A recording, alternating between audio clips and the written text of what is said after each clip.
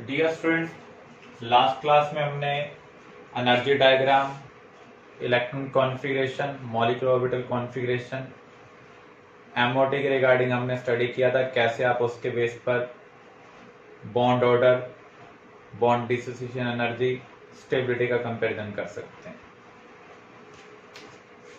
अब हम उसको फर्दर प्रोसीड कर रहे हैं और किस टाइप के क्वेश्चन आपसे पूछे जा सकते हैं। If B2 do not follow 2s2p mixing, इसका मीनिंग हमें अप टू 14 वाला कॉन्फ़िगरेशन नहीं यूज करना है। वहां पर 2s2p मिक्सिंग की वजह से रिपल्शन को कम करने के लिए सिग्मा 2pz पाई से ऊपर जा रहा है। ये कह रहे हैं कि उस चीज को आपको कंसिडर नहीं करना है। 2s और 2p में जो डिस्टेंस है वो ज्यादा है, यहाँ पर उनमें कोई मिक्सिंग नहीं हो रही है। तो इसको हम कैसे सोल्व करेंगे? आपको कॉन्फ़िगरेशन यूज करना है ग्रेटर देन 14 इलेक्ट्रॉन वाला। तो उसके अकॉर्डिंग हम कॉन्फ़िगरेशन का लिखते हैं sigma 1s anti bonding, sigma 2s anti bonding. वैसे अप टू 14 इलेक्ट्रॉन में आप लिख रहे थे पाई 2px। अब हम क्या लिखेंगे? सिग्मा 2pz, क्योंकि वहां पर 2s 2p की क्या हो रही थी? मिक्सिंग हो रही थी। B2 में कितने इलेक्ट्रॉन है? 10, 2 2 4 2 6 2 8 2 10। तो यहां पर आप देख सकते हैं कोई अनपेड इलेक्ट्रॉन नहीं है, तो इसलिए इसका जो बिहेवियर होगा वो क्या होगा? डायमैग्नेटिक होगा। अब हम यहां पर देखते हैं the number of pi bond in C2 molecule. C2 के अंदर कितने इलेक्ट्रॉन है? 12 इलेक्ट्रॉन है। अप टू 14 इलेक्ट्रॉन वाला कॉन्फ़िगरेशन लिखेंगे, क्योंकि यहाँ पर इसने ऐसा कुछ नहीं कहा है कि आप 2s2p मिक्सिंग को कंसिडर ना करो, जबकि इस क्वेश्चन में मेंशन किया हुआ है हमें 2s2p मिक्सिंग को कंसिडर नहीं करना है। तो यहाँ पर हम अप टू 14 इलेक्ट्रॉन वाला कॉन्फ़िगरेशन यूज कर रहे हैं। Sigma 1s anti bonding 2, sigma 2s2, sigma 2s anti bonding 2। उसके बाद क्या आएगा? पाई 2px, पाई 2py। यहाँ तक 8 इलेक्ट्रॉन फिल कर चुके हैं, 9 10 11 12। तो यहाँ पर हम इसका बॉन्ड ऑर्डर निकालते हैं। नंबर ऑफ बॉन्डिंग इलेक्ट्रॉन कितने? 8। एंटी बॉन्डिंग कितने? 4। तो यहाँ पर बॉन्ड ऑर्डर क्या आ रहा है? 2। अब आपसे पाई बॉन्ड पूछे हुए हैं, जितना बॉन्ड ऑर्डर होगा उतने लास्ट वाले ऑर्बिटल आप पिक कर लें। तो लास्ट वाले ऑर्बिटल यहाँ पर कितने? कौन से वाले हैं? पाई वाले हैं। इसका मीनिंग C2 मॉलिक्यूल में जो डबल बॉन्ड है इसमें दोनों ही क्या है? Pi bond. वैसे आप स्टडी करते हैं बिना सिग्मा बॉन्ड के पाई बॉन्ड एग्जिस्ट नहीं करता, लेकिन ये कुछ एक्सेप्शन है। यहाँ पर आप देख सकते हैं बॉन्ड ऑर्डर 2 है और लास्ट वाले जो ऑर्बिटल हैं वो कौन से वाले हैं? पाई वाले हैं। अगर आप N2 के लिए चेक करना चाहें, N2 में अगर आप देखें sigma 1s2, sigma 1s anti bonding 2, sigma 2s2, sigma 2s anti bonding 2, पाई 2px, पाई 2py, सिग्मा 2pz। तो यहाँ पर पहले तो हम 1 1 फिल करेंगे। तो यहाँ पर कितने इलेक्ट्रॉन हो चुके हैं? 10 12। तो यहाँ पर आ जाएंगे 14। तो यहाँ पर इसका बॉन्ड ऑर्डर निकालते हैं। नंबर ऑफ बॉन्डिंग इलेक्ट्रॉन कितने हैं? 10। एंटी बॉन्डिंग कितने हैं? 4। तो बॉन्ड ऑर्डर 3 है, तो लास्ट वाले 3 ऑर्बिटल पिक करें। तो यहाँ पर आप देख सकते हैं एक सिग्मा और 2 पाई है। तो नाइट्रोजन में जो ट्रिपल बॉन्ड है उसमें एक सिग्मा बॉन्ड है और 2 पाई बॉन्ड है। क्लियर है ये? एक चीज और, कभी कभी एग्जाम में ये टर्म आपको दी होगी, HOMO LUMO। इसका मीनिंग क्या है? इसका मीनिंग है हाईएस्ट ऑक्युपाइड मॉलिक्यूलर ऑर्बिटल। इसका मीनिंग क्या है? Lowest unoccupied molecular orbital. तो यहां पर अगर हम देखें, ये किसको रिप्रेजेंट कर रहा है? HOMO को। इसके बाद खाली कौन सा मिल रहा है? Sigma 2pz। तो ये किसको रिप्रेजेंट कर रहा है? LUMO को। जब आप कॉन्फ़िगरेशन राइट कर लेंगे, जो पहला वैकेंट ऑर्बिटल मिलेगा उसे हम कहेंगे लोवेस्ट अनऑक्युपाइड मॉलिक्यूलर ऑर्बिटल। जो सबसे लास्ट आपने फिल किया होगा उसको हम कहेंगे highest occupied molecular orbital. Condition for formation of ionic compound, for example sodium और क्लोरीन मिलकर क्या बना रहे हैं? सोडियम क्लोराइड बना रहे हैं। पहले तो सोडियम को सोडियम आयन में कन्वर्ट होना होगा।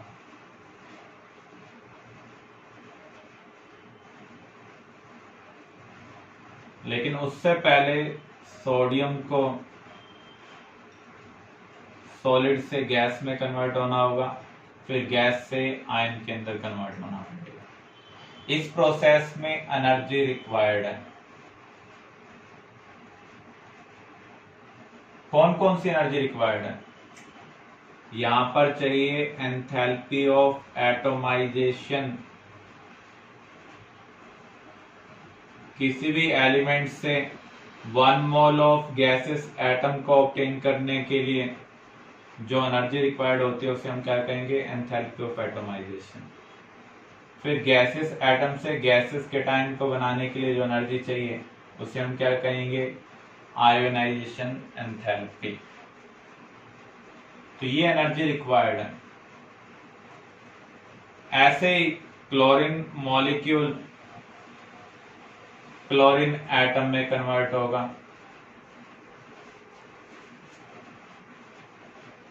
तो यहां पर बॉन्ड को ब्रेक करने के लिए एनर्जी चाहिए। तो ऐसी एनर्जी को हम क्या बोलते हैं? Bond enthalpy. तो एक जैसे 1 मोल बॉन्ड को ब्रेक करने के लिए जो एनर्जी चाहिए उसे हम क्या कहेंगे? Bond enthalpy. अब ये इलेक्ट्रॉन का गेन करेगा और अनायन में कन्वर्ट होगा। यहां पर एनर्जी रिलीज होगी जिसे हम बोलते हैं इलेक्ट्रॉन एफिनिटी या फिर इलेक्ट्रॉन गेन एंथैल्पी। जब केटायन अनायन आपस में बाइंड होंगे और लैटिस बनाएंगे, सोडियम क्लोराइड सॉलिड बनाएंगे, तो यहाँ पर केटायन अनायन एक दूसरे को अट्रैक्ट कर रहे हैं। तो 1 मोल ऑफ आयनिक सॉलिड का लैटिस बनने में जो एनर्जी रिलीज होती है उसे हम क्या कहेंगे? Lattice energy. तो कोई भी आयनिक सॉलिड तभी बनता है जब रिलीज होने वाली एनर्जी रिक्वायर्ड एनर्जी से क्या हो? ज्यादा हो।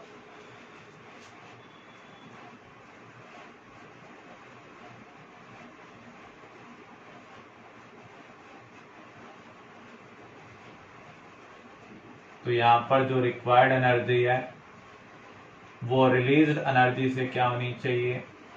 कम होनी चाहिए। तो जितना ज्यादा डिफरेंस होगा उतना इजीली आयनिक सॉलिड बनेगा।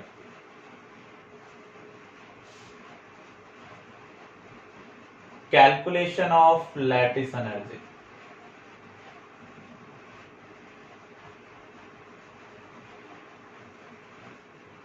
इसके लिए हम एक साइकिल यूज करते हैं जिसे हम बोलते हैं बॉर्न हैबर साइकिल। किसके ऊपर बेस्ड है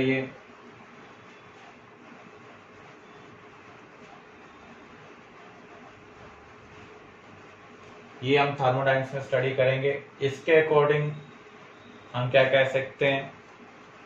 किसी भी प्रोडक्ट को हम किसी भी पाथ को फॉलो कर कर बनाएं, जो टोटल एनर्जी चेंज होगा वो क्या होगा, सेम होगा। तो यहां पर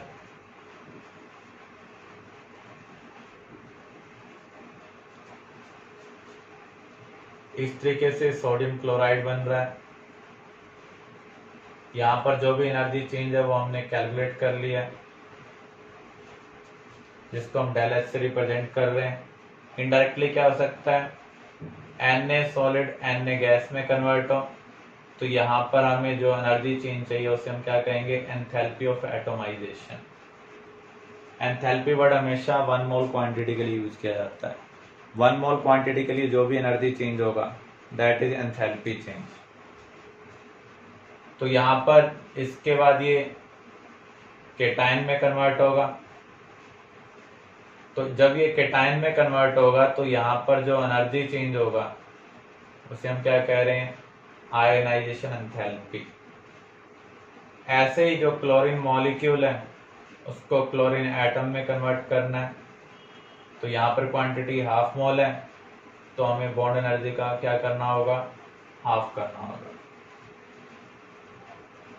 फिर ये इलेक्ट्रॉन का गेन करेगा, अनायन में कन्वर्ट होगा।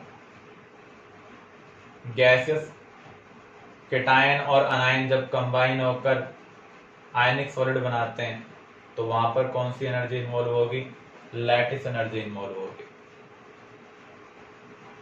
तो हेसला के अकॉर्डिंग डायरेक्टली बनाने में जो एनर्जी चेंज हुआ है, इनडायरेक्टली बनाने में जो एनर्जी चेंज होगा वो क्या होगा, सेम होगा। तो मैं यहाँ पर क्या कह सकता हूँ, डेल एच, इसको अगर हम रिएक्शन लिख दें, डेल एच रिएक्शन किसके इक्वल होगा, इन सब एनर्जी चेंज के सम के इक्वल होगा। Enthalpy of atomisation of sodium plus ionisation enthalpy of sodium plus half of bond enthalpy of chlorine chlorine bond plus electron affinity of chlorine plus lattice energy. तो जब इससे relevant कोई भी numerical आपके पास आएगा, ये सारी इंफॉर्मेशन आपको दी होगी और उसका यूज कर कर आपको लैटिस एनर्जी कैलकुलेट करनी होगी। इस अरेंजमेंट को हम क्या बोलते हैं, born Herbert cycle. Factors which decide lattice energy,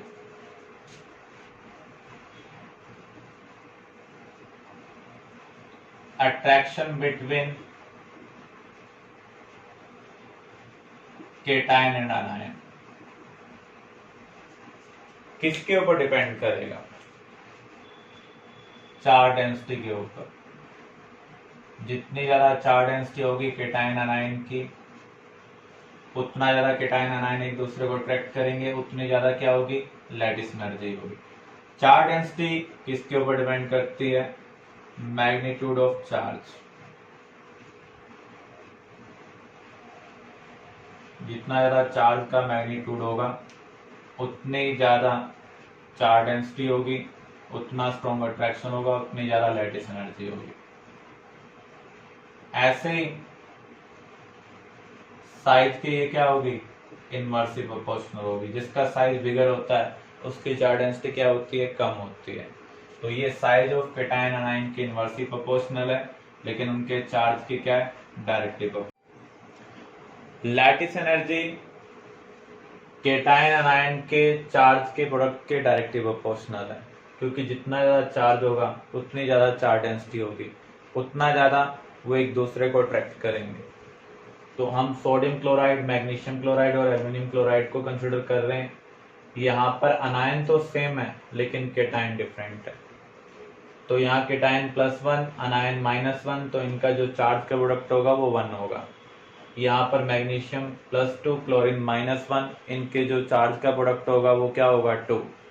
Al +3 Cl -1, इनके जो चार्ज का प्रोडक्ट होगा वो 3 होगा। हम सिर्फ मैग्नीट्यूड को कंसिडर कर रहे हैं।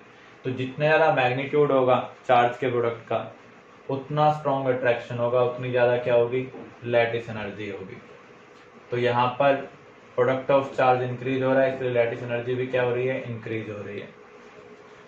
अगर हम यहाँ पर कंसिडर करें, अनायन सेम है लेकिन केटाइन डिफरेंट है और ये एक ही ग्रुप से बिलोंग कर रहे हैं, इसका मीनिंग इन सभी का जो चार्ज है वो क्या है, सेम है। तो down the group size increase हो रहा है, तो जो चार्ज डेंसिटी है वो क्या होगी, डिक्रीज होगी। आप ये कह सकते हैं केटाइन अनायन में जो सेपरेशन है वो इंक्रीज होता जा रहा है, जितना ज़्यादा सेपरेशन होगा उतना कम अट्रैक्शन होगा, क्योंकि फोर्स ऑफ अट्रैक्शन क्या होता है, Q1 Q2 upon are square. तो जितना ज़्यादा सेपरेशन है उतना कम फोर्स ऑफ अट्रैक्शन होगा, इसलिए down the group separation increase होने की वजह से अट्रैक्शन डिक्रीज हो रहा है, तो लैटिस एनर्जी भी क्या हो रही है, डिक्रीज हो रही है। सॉल्युबिलिटी का मीनिंग क्या है, the maximum amount of solute that can be dissolved in given amount of solvent is called solubility. जब आप किसी भी आयनिक सब्सटेंस को वाटर या किसी और सॉल्वेंट के अंदर डालते हैं तो उस केस में वो डिजोल्व हो भी सकता है और नहीं भी। अगर सब्सटेंस का नेचर मैच करेगा तो उस केस में वो डिजोल्व होगा। जो पोलर सब्सटेंस है वो पोलर में डिजोल्व होते हैं, नॉन पोलर में डिजोल्व होते हैं। आप ये कह सकते हैं solubility like dissolve like principle को फॉलो करती है। Sodium chloride Na positive Cl negative, यहाँ पर चार्ज है तो ये पोलर सब्सटेंस है। वाटर डाइपोल वेक्टर का सम 0 नहीं है तो ये भी पोलर सब्सटेंस है। तो यहाँ पर सोडियम क्लोराइड वाटर में सोल्यूबल है, लेकिन जो ऑर्गेनिक कंपाउंड होते हैं जैसे बेंजीन, कार्बन टेट्राक्लोराइड, ये नॉन पोलर हैं, तो इनके अंदर सोडियम क्लोराइड सोल्यूबल नहीं होगा क्योंकि यहाँ पर उनका नेचर मैच नहीं कर रहा है। तो जब हम वाटर या फिर उस टाइप के किसी पोलर सॉल्वेंट में डिजोल्व करने की बात करते हैं तो उस प्रोसेस को हम क्या बोलते हैं, सॉल्वेशन या फिर हाइड्रेशन। अगर वाटर में डिजोल्व कर रहे हैं तो उसे हम बोलेंगे हाइड्रेशन, अगर हम किसी और सॉल्वेंट के अंदर डिजोल्व कर रहे हैं तो उसे हम बोलते हैं सॉल्वेशन। सॉल्वेशन और हाइड्रेशन क्या है इसको हम अंडरस्टैंड करते हैं। जब आप सोडियम क्लोराइड को किसी भी सॉल्वेंट के अंदर इंट्रोड्यूस करेंगे, सबसे पहले इनको अलग अलग करना होगा। किसी लैटिस में से केटायन अनायन को अलग करने के लिए जो एनर्जी चाहिए उसे हम क्या कहेंगे, लैटिस एनर्जी। अब ये केटायन अनायन वाटर के अंदर एंटर कर रहे हैं, सॉल्वेंट के अंदर एंटर कर रहे हैं। जो पोलर सॉल्वेंट होते हैं उनके मॉलिक्यूल के पास नेगेटिव भी होता है और पॉजिटिव भी होता है। तो वाटर मॉलिक्यूल इसके साथ अटैच होंगे क्योंकि यहाँ पर अनलाइक चार्ज नेबर में आ रहे हैं, अट्रैक्शन प्रोड्यूस हो रहा है, तो इस प्रोसेस में एनर्जी रिलीज होगी। ऐसे ही क्लोराइड के साथ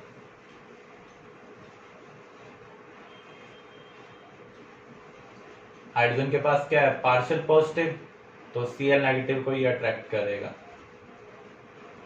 तो maximum number of water molecule या सॉल्वेंट मॉलिक्यूल इन आयंस के अराउंड अरेंज हो जाएंगे।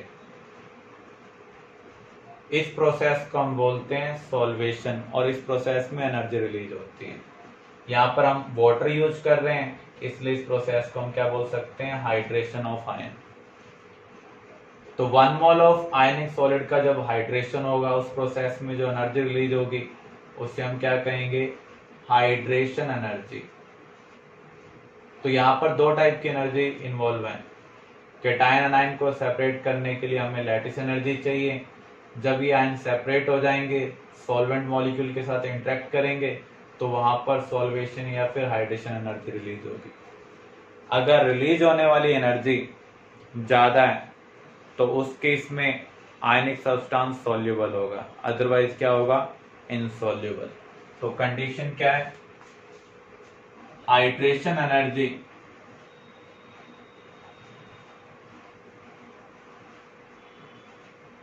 must be greater than solvation energy, otherwise ionic substance क्या होगा, insoluble होगा। larger the difference,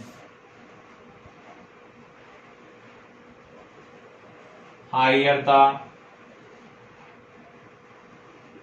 solubility. जितना ज्यादा डिफरेंस होगा इसके अंदर उतनी ज्यादा क्या होगी, सॉल्युबिलिटी। पहले तो ये कंडीशन सेटिस्फाई होनी चाहिए, उसके बाद ये डिफरेंस बढ़ना चाहिए। अब जो हाइड्रेशन एनर्जी है वो किसके ऊपर डिपेंड करती है, हाइड्रेशन एनर्जी भी चार्ज डेंसिटी के ऊपर डिपेंड करती है। जितना ज्यादा चार्ज डेंसिटी होगी उतना ज्यादा वो वाटर मॉलिक्यूल या सॉल्वेंट मॉलिक्यूल को अट्रैक्ट करेगा, उतनी ज्यादा एनर्जी रिलीज होगी। इसका मीनिंग ये साइज ऑफ आयन के क्या है, इनवर्सली प्रोपोर्शनल है। अब केटायन एनायन अलग अलग हो चुके हैं इसलिए हम इनको अलग अलग कंसिडर कर लें।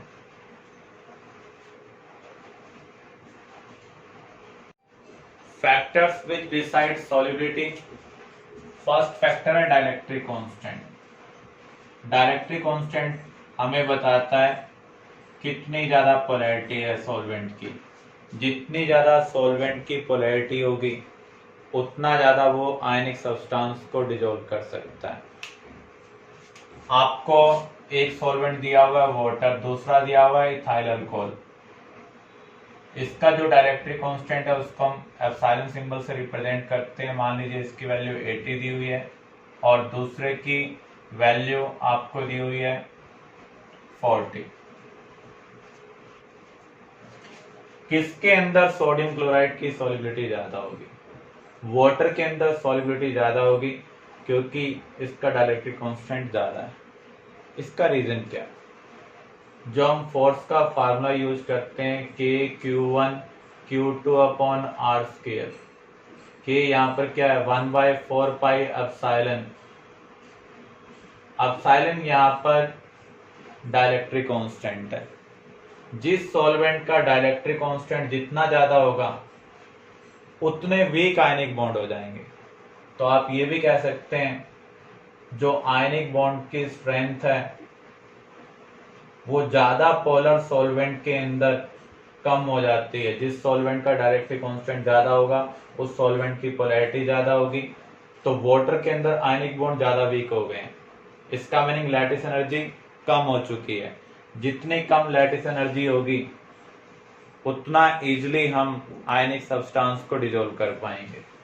इसलिए जिस सॉल्वेंट का डाइलेक्ट्रिक कांस्टेंट ज्यादा है उसमें आयनिक सॉल्यूट की सॉल्युबिलिटी ज्यादा है।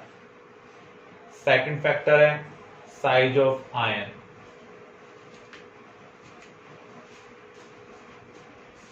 जब साइज ऑफ आयन इंक्रीज होगा तो लैटिस एनर्जी डिक्रीज होगी।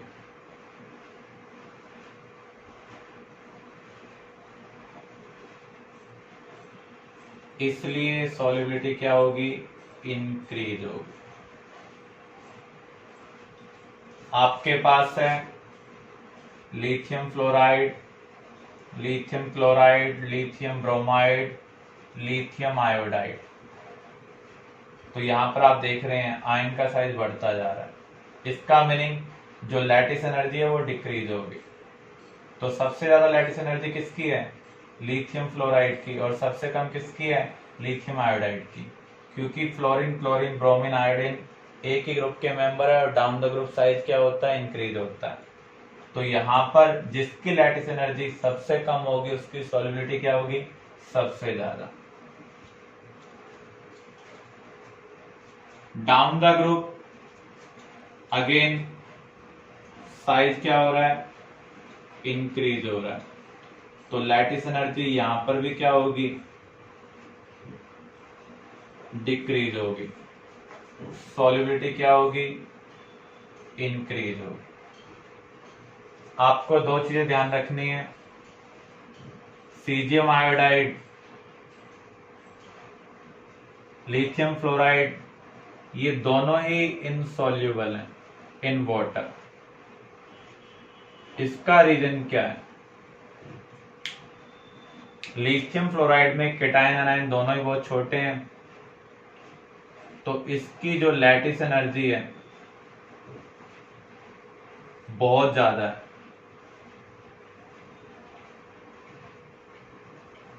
छोटे केटायन, छोटे एनायन की हाइड्रेशन एंथैल्पी भी ज्यादा होती है, लेकिन इनसॉल्युबल होने की कंडीशन क्या है, लैटिस एनर्जी ज्यादा होनी चाहिए।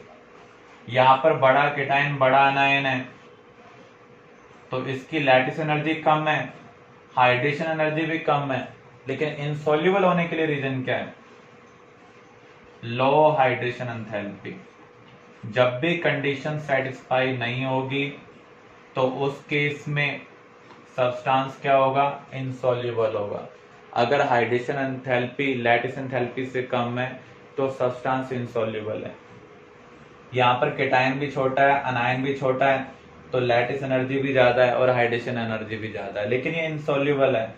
तो इसका रीजन क्या हुआ? इसकी लैटिस एनर्जी ज्यादा है। केटाइन अनायन दोनों बड़े हैं तो इसकी हाइड्रेशन एनर्जी भी कम होगी, लैटिस एनर्जी भी कम होगी, फिर भी ये इनसॉल्युबल है। तो इसका मीनिंग इसकी जो हाइड्रेशन एनर्जी है वो क्या है? कम है। अगर हम ग्रुप 2 में देखें, अनायन बड़ा हो, जैसे कार्बोनेट, सल्फेट, क्रोमेट, ऐसे केस में जब आप डाउन द ग्रुप मूव करते हैं, जो लैटिस एनर्जी है उसमें स्मॉल चेंज आता है। इसका रीजन क्या है? जो बड़ा अनायन है वो केटाइन को छुपा कर रख रहा है। जैसे आप ये मान लें, ये बहुत बड़ा अनायन है, ये केटाइन को छुपा कर रख रहा है। अगर केटाइन और बड़ा हो जाए तो इसके इंटरन्यूक्लियर डिस्टेंस में कोई ज्यादा चेंज नहीं आ रहा है।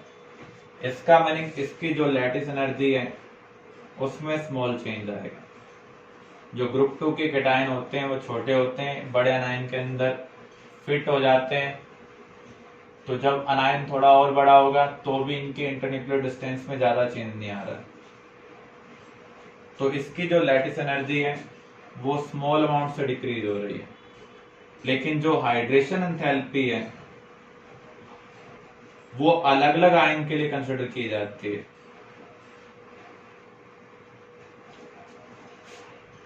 तो ये ड्रास्टिकली डिक्रीज होगी, बहुत ज्यादा डिक्रीज होगी। तो यहाँ पर जो डिफरेंस है हाइड्रेशन एंथैल्पी और लैटिस एनर्जी में वो कम होता जा रहा है। इसलिए जो सॉल्युबिलिटी है ग्रुप 2 के कार्बोनेट की, सल्फेट की, क्रोमेट की डाउन द ग्रुप क्या हो रही है? डिक्रीज हो रही है। ये सिर्फ ग्रुप 2 में एप्लीकेबल है, ग्रुप 1 में एप्लीकेबल नहीं है, क्योंकि ग्रुप 1 के केटाइन बिग होते हैं, वो अनायन के अंदर फिट नहीं हो पाते।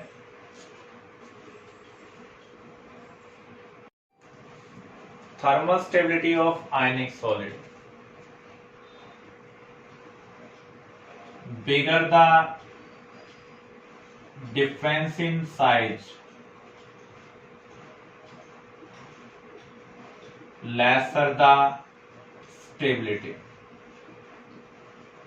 केटाइन अनायन के साइज में जितना ज्यादा डिफरेंस होगा उतनी कम स्टेबिलिटी होगी। जो बिगर अनायन होंगे उनके केस में down the group thermal stability increase होगी। इसका रीजन क्या है?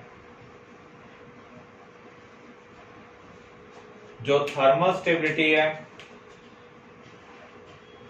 वो आयनिक करैक्टर के डायरेक्टली प्रोपोर्शनल होता है।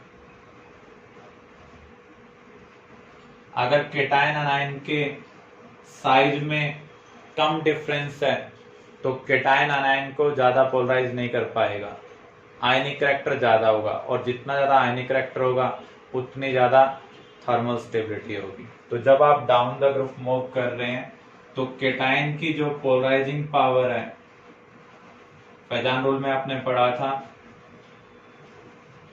जितना छोटा केटाइन होगा उतनी ज्यादा पोलराइजिंग पावर होगी। तो जो केटाइन पोलराइजिंग पावर है वो डिक्रीज हो रही है डाउन द ग्रुप। तो आयनिक करैक्टर बॉन्ड का क्या हो रहा है? इंक्रीज हो रहा है। इसलिए थर्मल स्टेबिलिटी भी क्या हो रही है? इंक्रीज हो रही है। अगर आपसे पूछ लिया जाए बेरिलियम कार्बोनेट और मैग्नीशियम कार्बोनेट में ज्यादा स्टेबल कौन सा है, बेरिलियम और मैग्नीशियम एक ही ग्रुप के मेंबर हैं, तो यहाँ पर डाउन द ग्रुप साइज क्या होगा, बिगर होगा। अनायन बिग है तो बिगर केटायन बिगर अनायन को ज्यादा स्टेबलाइज कर सकता है क्योंकि ये कम पोलराइज करेगा।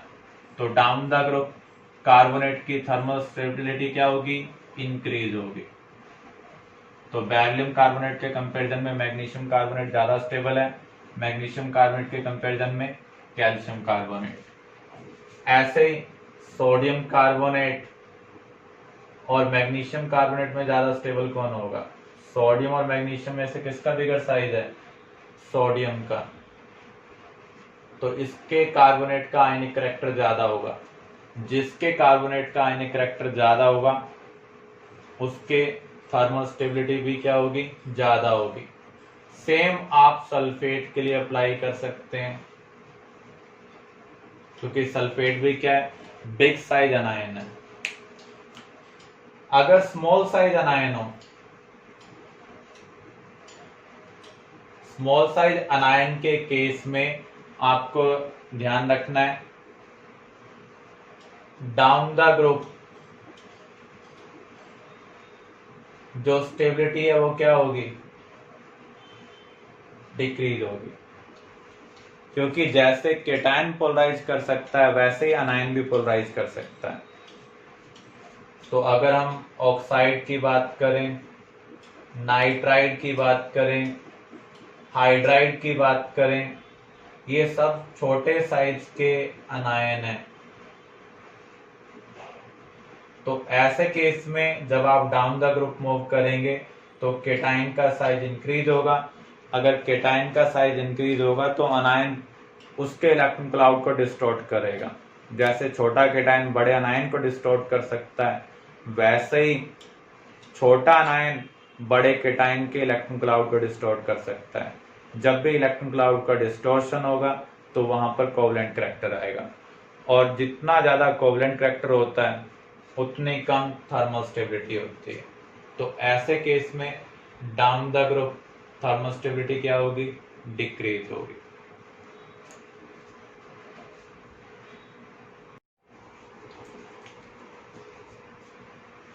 Group 1 carbonate except lithium stable होते हैं, बाकी कोई भी कार्बोनेट आपके पास आ जाए वो अनस्टेबल होता है। उसको आप हीट करेंगे तो वो ऑक्साइड में कन्वर्ट हो जाएगा, साथ में कार्बन डाइऑक्साइड रिलीज होगी। ऐसे ही ग्रुप 1 नाइट्रेट को अगर हम कंसिडर करें, ग्रुप 1 नाइट्रेट एक्सेप्ट लिथियम, जब आप हीट करते हैं तो ये कन्वर्ट हो जाते हैं नाइट्राइट में। नाइट्रेट और नाइट्राइट में डिफरेंस क्या है, यहां पर NO3 1 नेगेटिव है और यहां पर NO2 1 नेगेटिव है, साथ में ऑक्सीजन गैस रिलीज होगी। फॉर एग्जाम्पल अगर हमने NaNO3 को हीट किया तो एक पार्टिकुलर टेम्परेचर पर ये डिकम्पोज होगा और किस में कन्वर्ट हो जाएगा, NaNO2 प्लस O2 में। लेकिन जो अदर नाइट्रेट हैं, जो अदर नाइट्रेट हैं, अगर आप उन्हें हीट करते हैं जैसे लिथियम नाइट्रेट, लेड नाइट्रेट, तो उस केस में हमें क्या मिलेगा, ऑक्साइड मिलेगा, साथ में ब्राउन कलर्ड गैस मिलेगी NO2। तो एग्जाम में आपके पास क्वेश्चन आ सकता है किसके केस में ब्राउन कलर्ड गैस इवोल्व होगी, तो जिनकी वैलेंसी 1 नहीं है, ऐसे नाइट्रेट को जब आप हीट करेंगे तो ब्राउन कलर्ड गैस इवोल्व होगी। लेकिन लिथियम की वैलेंसी 1 होते हुए भी इसका साइज स्मॉल होने की वजह से ऐसा बिहेवियर ये शो कर रहा है। हमने डायगोनल रिलेशनशिप पढ़ी थी, लिथियम का बिहेवियर मैग्नीशियम से मैच कर रहा है, तो जैसा मैग्नीशियम डिकम्पोज होगा वैसे लिथियम डिकम्पोज होगा। हाइड्रोजन बॉन्ड, अगर किसी मॉलिक्यूल की ऐसी हाइड्रोजन ऑक्सीजन, नाइट्रोजन और फ्लोरीन के साथ इंटरेक्ट करें जो नॉन बॉन्डेड हो। यानी हाइड्रोजन का नाइट्रोजन के साथ कोई रियल बॉन्ड नहीं है, ऑक्सीजन के साथ कोई रियल बॉन्ड नहीं है, फ्लोरीन के साथ कोई रियल बॉन्ड नहीं है, फिर भी उनके साथ इंटरेक्ट करता है, तो ऐसे इंटरेक्शन को हम क्या बोलते हैं? Hydrogen bond. ये एक इलेक्ट्रोस्टैटिक इंटरेक्शन है between hydrogen atom and highly electronegative atom like fluorine, oxygen, nitrogen, जो स्मॉल साइज के होने चाहिए। एक HCl मॉलिक्यूल के अंदर क्लोरीन के पास पार्शियल नेगेटिव है, हाइड्रोजन के पास पार्शियल पॉजिटिव है, तो इस मॉलिक्यूल का पॉजिटिव इस मॉलिक्यूल के नेगेटिव को अट्रैक्ट करेगा। इसको हम क्या बोल सकते हैं? डाइपोल। ये भी क्या है? एक डाइपोल। एक डाइपोल का नेगेटिव एंड दूसरे डाइपोल के पॉजिटिव एंड को अट्रैक्ट कर रहा है, तो इस इंटरेक्शन को हम क्या कहेंगे? Dipole dipole interaction. लेकिन अगर किसी मॉलिक्यूल में हाईली इलेक्ट्रोनेगेटिव एटम प्रेजेंट हो, जैसे फ्लोरीन, ऑक्सीजन, नाइट्रोजन, तो उस केस में जो ये EN डिफरेंस है ये बहुत ज्यादा होगा। तो जब हाइड्रोजन ऑक्सीजन, नाइट्रोजन या फ्लोरीन के साथ कनेक्टेड होगी तो EN डिफरेंस बहुत ज्यादा होगा, तो यहाँ पर जो डाइपोल वेक्टर होगा उसका मैग्नीट्यूड बहुत ज्यादा होगा। ऐसे डाइपोल डाइपोल इंटरेक्शन को हम क्या कहेंगे? Hydrogen bond. ये भी एक टाइप का डाइपोल डाइपोल इंटरेक्शन है, लेकिन ये उसका स्पेशल केस है। ये कब होगा? जब हाइड्रोजन किससे कनेक्टेड हो? फ्लोरीन, ऑक्सीजन और नाइट्रोजन के साथ। और इंटरेक्ट किसके साथ करे? नॉन बॉन्डेड फ्लोरीन, ऑक्सीजन या फिर नाइट्रोजन के साथ इंटरेक्ट करे, तो ऐसे बॉन्ड को हम क्या बोलते हैं? हाइड्रोजन बॉन्ड बोलते हैं। इस इंटरेक्शन के कंपैरिजन में इस इंटरेक्शन की जो एनर्जी है वो बहुत ज्यादा है। अगर आप इस इंटरेक्शन को ब्रेक करना चाहते हैं तो हमें ज्यादा एनर्जी प्रोवाइड करनी पड़ेगी। इसकी वजह से फिजिकल प्रॉपर्टीज में हमें काफी डिफरेंस देखने को मिला है।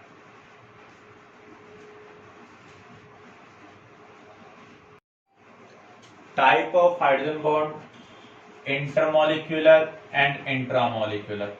अगर एक मॉलिक्यूल की हाइड्रोजन दूसरे मॉलिक्यूल के ऑक्सीजन, नाइट्रोजन और फ्लोरीन के साथ इंटरेक्ट करती है, तो ऐसे बॉन्ड को हम क्या कहेंगे? Intermolecular hydrogen bond. इंटर का मीनिंग क्या है? Between two molecules. तो यहाँ पर पार्शियल नेगेटिव है, यहाँ पर पार्शियल पॉजिटिव है, इधर क्या है? Partial negative. तो ये जो वाटर मॉलिक्यूल है इसका ऑक्सीजन इस वाटर मॉलिक्यूल के हाइड्रोजन के साथ क्या कर रहा है? इंटरेक्ट कर रहा है, क्योंकि यहाँ पर एक मॉलिक्यूल का हाइड्रोजन दूसरे मॉलिक्यूल के ऑक्सीजन के साथ इंटरेक्ट कर रहा है, तो इस बॉन्ड को हम क्या बोल रहे हैं? H bond. और ये कौन से टाइप का है? इंटरमॉलिक्यूल। अगर एक मॉलिक्यूल का हाइड्रोजन उसी मॉलिक्यूल के नॉन बॉन्डेड ऑक्सीजन के साथ इंटरेक्ट करे, फ्लोरीन के साथ इंटरेक्ट करे या नाइट्रोजन के साथ इंटरेक्ट करे, तो उसे हम कहेंगे इंट्रा। इंट्रा का मीनिंग क्या है? With in molecule. तो यहाँ पर ये अल्कोहलिक ग्रुप है, ये एल्डिहाइड ग्रुप है। कार्बन ऑक्सीजन में मोर इलेक्ट्रोनेगेटिव कौन है? ऑक्सीजन।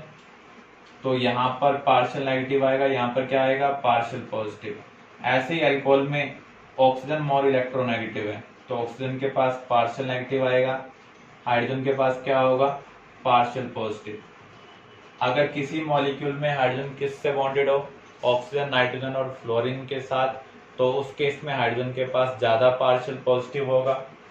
ऐसी हाइड्रोजन अगर नॉन बॉन्डेड ऑक्सीजन, फ्लोरीन या नाइट्रोजन के साथ इंटरेक्ट करती है, तो ऐसे बॉन्ड को हम क्या कहेंगे? H bond. क्योंकि एक मॉलिक्यूल के अंदर ही हो रहा है, इसलिए हम इसे क्या बोल रहे हैं? Intramolecular H bond. इसका इम्पैक्ट क्या होता है? अगर किसी मॉलिक्यूल में इंटरमॉलिक्यूलर बॉन्डिंग है, जितनी स्ट्रॉन्ग है उतना ज्यादा मेल्टिंग पॉइंट, बॉइलिंग पॉइंट होगा। सॉलिड, लिक्विड और गैस में डिफरेंस क्या होता है? सॉलिड में दो पार्टिकल के बीच में अट्रैक्शन बहुत ज्यादा होता है, लिक्विड में उससे थोड़ा कम होता है, गैस में और भी कम होता है। तो जिस सब्सटेंस के इंटर पार्टिकल फोर्सेस जितने ज्यादा स्ट्रॉन्ग होंगे उतना ज्यादा मेल्टिंग पॉइंट बॉइलिंग पॉइंट होगा।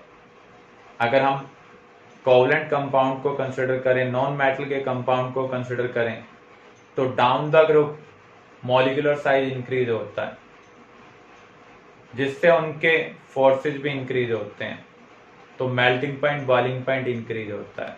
लेकिन अगर किसी केस में एच बॉन्ड आ जाए तो उस केस में उसका जो मेल्टिंग पॉइंट बॉइलिंग पॉइंट है वो एक्सेप्शनली हाई होगा। For example hydrogen sulphide gas है जबकि H2O लिक्विड है और ये डाउन द ग्रुप लाई करता है। अगर ये लिक्विड है तो इसको डेंस लिक्विड होना चाहिए था। अब ये अनयूजुअल बिहेवियर हमें क्यों देखने को मिल रहा है? क्योंकि H2O में क्या प्रेजेंट है? H bonding. यहाँ पर डाइपोल डाइपोल इंटरेक्शन है, यहाँ पर भी डाइपोल डाइपोल इंटरेक्शन है, लेकिन ये स्ट्रॉन्ग वाला डाइपोल डाइपोल इंटरेक्शन है जिससे हम क्या बोल रहे हैं? H bond. तो ये जो H बॉन्ड है ये फिजिकल प्रॉपर्टीज को ड्रास्टिकली चेंज कर देता है। अगर किसी मॉलिक्यूल में इंट्रा मॉलिक्यूलर H बॉन्डिंग हो जाएगी तो उसका melting point boiling point inter molecular वाले के कंपैरिजन में क्या होगा? कम होगा। फॉर एग्जांपल हमारे पास सब्सटेंस है ऑर्थो नाइट्रोफिनॉल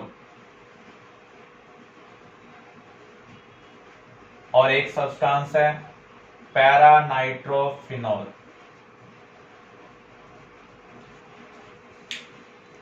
फिनॉल क्या होते हैं? बेंजीन के साथ OHO। ऑर्थो का मीनिंग क्या है? 1-2 पोजीशन पर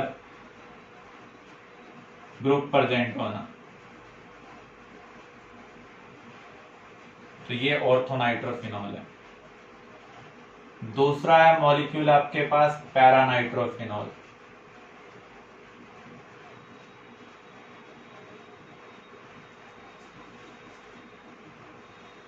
यहां पर इस हाइड्रोजन के पास पार्शियल पॉजिटिव है, इस ऑक्सीजन के पास पार्शियल नेगेटिव है, क्योंकि ऑक्सीजन नाइट्रोजन से क्या है? More electronegative. हाइड्रोजन ऑक्सीजन से क्या है? Less electronegative. तो एक मॉलिक्यूल का हाइड्रोजन उसी मॉलिक्यूल के ऑक्सीजन के साथ इंटरेक्ट कर रहा है, तो यहाँ पर H बॉन्ड कौन सा है? Intra molecular, with in molecule है। इस केस में ऐसा नहीं हो पा रहा है क्योंकि ये दूर दूर है। तो ये क्या करेगा? ऐसे ही दूसरे मॉलिक्यूल के साथ H बॉन्डिंग बनाएगा, तो यहाँ पर जो H बॉन्डिंग होगी वो कौन सी होगी? इंटरमॉलिक्यूलर होगी। तो इंटरमॉलिक्यूलर वाले का जो मेल्टिंग पॉइंट होता है, बॉइलिंग पॉइंट होता है, वो ज्यादा होता है। तो जब हम इसके साथ एक्सपेरिमेंट करते हैं फिजिकल प्रॉपर्टीज को लेकर, तो ये स्टीम वोलाटाइल है। जो ऑर्थो वाला है वो क्या है? स्टीम वोलाटाइल, जबकि ये स्टीम वोलाटाइल नहीं। इसका रीजन क्या है? इसमें दो मॉलिक्यूल के बीच में कोई H बॉन्डिंग नहीं है, तो जिससे इसके अट्रैक्टिव फोर्स क्या होंगे? वीक होंगे। तो इसको हम स्टीम का यूज कर इजिली गैस में कन्वर्ट कर सकते हैं। जबकि इसके केस में दो मॉलिक्यूल के बीच में H बॉन्ड है, तो यहाँ पर जो अट्रैक्टिव फोर्स हैं वो स्टीम से आसानी से ब्रेक नहीं किए जा सकते हैं, इसलिए ये स्टीम वोलाटाइल नहीं है। वोलाटाइल का मीनिंग क्या है? जिसको गैस में कन्वर्ट किया जा सके। ऐसे सॉलिड, ऐसे लिक्विड जिनको हम वेपर्स में कन्वर्ट कर सकते हैं उन्हें हम क्या बोलते हैं? वोलाटाइल। तो फिजिकल प्रॉपर्टीज को H बॉन्डिंग इंपैक्ट करती है। किसका बॉइलिंग पॉइंट सबसे ज्यादा होगा? ये एक ही ग्रुप के मेंबर है, नॉन मेटल के कंपाउंड है, तो down the group boiling point क्या होना चाहिए? इंक्रीज होना चाहिए। लेकिन एक्सेप्शन कब हो सकती है? जब H बॉन्डिंग प्रेजेंट हो। HF के अंदर हाइड्रोजन किससे कनेक्टेड है? फ्लोरीन से। तो जब भी किसी भी मॉलिक्यूल में हाइड्रोजन ऑक्सीजन नाइट्रोजन या फिर फ्लोरीन के साथ कनेक्टेड हो तो वहां पर H बॉन्डिंग होगी, और जिसके अंदर H बॉन्डिंग होगी उसका melting point boiling point exceptionally high होगा। इसलिए आपका आंसर क्या होना चाहिए? HF। तो ये केस हम कवर कर ही चुके हैं। सिमिलर टाइप का है जैसे हमने ऑर्थो नाइट्रोफिनॉल में कवर किया था। यहाँ पर इंट्रामॉलिक्यूलर है, यहाँ पर इंटरमॉलिक्यूलर होगा। यहाँ पर सॉल्युबिलिटी रेलेवेंट क्वेश्चन भी पूछा जा सकता है, कौन वाटर में ज्यादा सोल्यूबल होगा? जो इंटरमॉलिक्यूलर एच बॉन्डिंग बना पाएगा वो वाटर में ज्यादा सोल्यूबल होगा।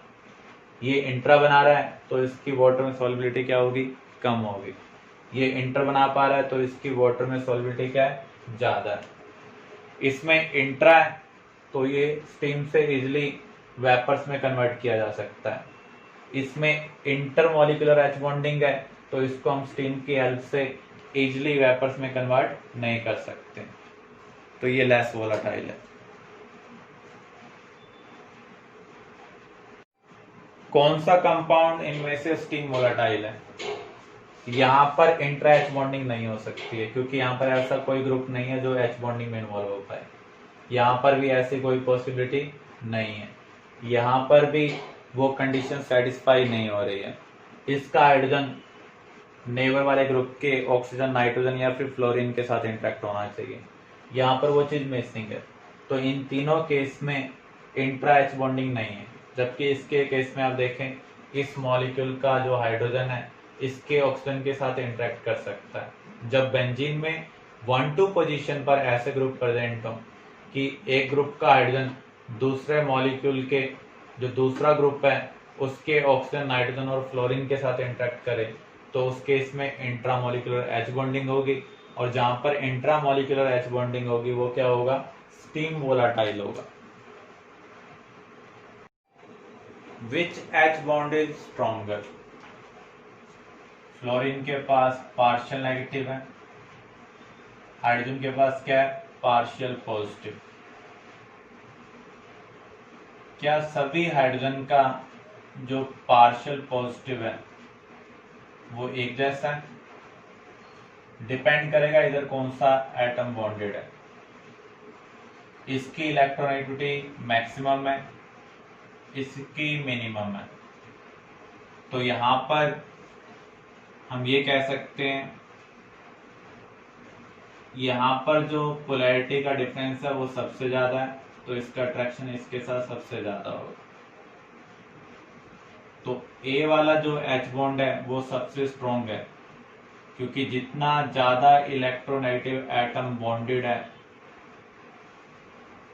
उतना ज्यादा पोलैरिटी प्रोड्यूस होगी, और जितनी ज्यादा पोलैरिटी प्रोड्यूस होगी उतना स्ट्रॉन्ग इंटरेक्शन होगा। तो जैसे जैसे इलेक्ट्रोनेगेटिविटी कम होती जा रही है तो ये जो पोलैरिटी है ये भी कम होती जा रही है, तो इंटरेक्शन भी हाइड्रोजन का क्या हो रहा है? वीक होता जा रहा है। तो ये एच बॉन्डिंग का ऑर्डर होगा। अब इस केस में देखें, यहां पार्शियल पॉजिटिव, यहां पार्शियल पॉजिटिव। पहले आप क्या देख रहे थे? हाइड्रोजन के साथ सिर्फ फ्लोरीन इंटरेक्ट कर रहा था, लेकिन हाइड्रोजन कनेक्टेड किसी और के साथ था। अब हाइड्रोजन फ्लोरीन के साथ कनेक्टेड है, लेकिन इंटरेक्ट किसके साथ कर रहा है? Fluorine, oxygen, nitrogen. फ्लोरीन के पास कितने लोन पेयर हैं? 3। ऑक्सीजन के पास 2, नाइट्रोजन के पास 1। तो इसका जो इलेक्ट्रॉन क्लाउड है, इसके इलेक्ट्रॉन क्लाउड को क्या करेगा? रिपेल करेगा।